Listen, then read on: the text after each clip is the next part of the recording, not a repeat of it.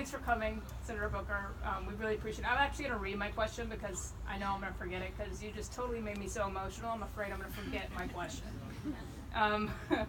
So, in New Hampshire, our statewide vacancy rate for housing is less than 1%, okay, near our job centers. So, Hampton is unique in that way.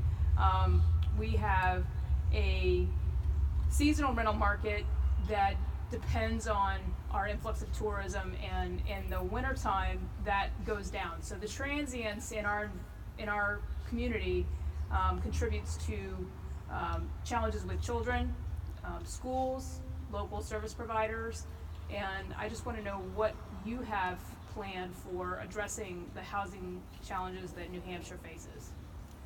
So I started my career fighting for housing rights, as I told you earlier, and this is an area that I've worked on. I ran a legal clinic on housing issues when we were at Yale, and it's an issue from the dawn of my career till the time I've been a presidential candidate, something that I've worked on. And it's unfortunate, it's just not an issue we hear from presidential candidates enough, is housing issues, which to me I think is one of the great pain points all across this country. And so I hope we can talk a little bit more after this, but let me just say some brief things right now about some things I know will help. Number one, my housing plan, which folks can look at corybooker.com, one of the things is to help people who right now can't afford housing in the communities in which they live. And this is a supply and a demand problem. And so my plan has a refundable housing tax credit that would give over 80,000 people in New Hampshire, Granite Staters, it would give them a money back between the third of their income. Once you pass paying a third of your income for housing, you're technically housing insecure. It will give them a refundable tax credit between that and the area rents. That would actually not only help people to afford housing in communities, but would also help to create more demand for housing as well.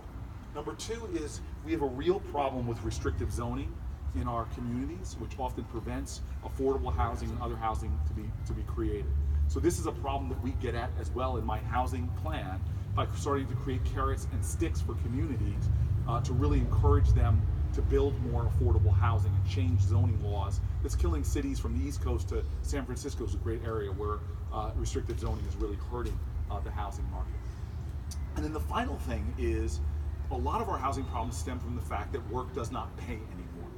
That we just have a nation that has stripped the dignity from work and not allowed people who are trying. In fact, there's not a county in all of America that you can afford a 2-bedroom apartment on a minimum wage job.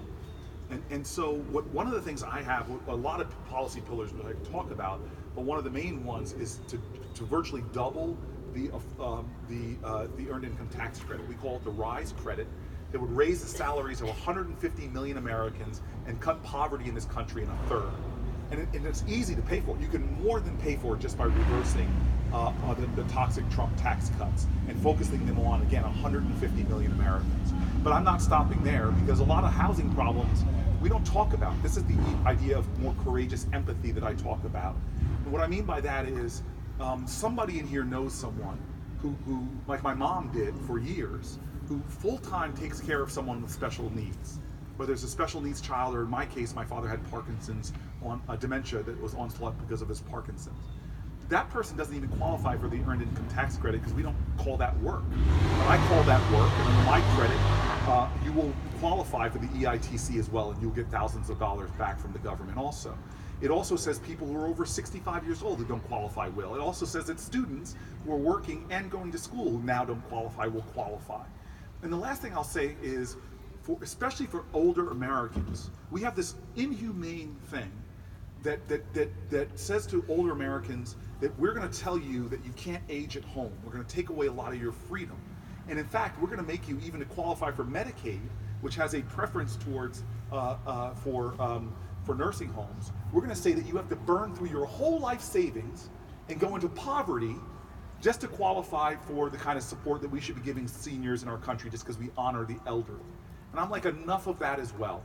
We're going to raise income caps for people to qualify for aging services, and we're going to actually not let people burn through their savings, but raise the savings cap as well, and get rid of the bias we have towards institutionalized care.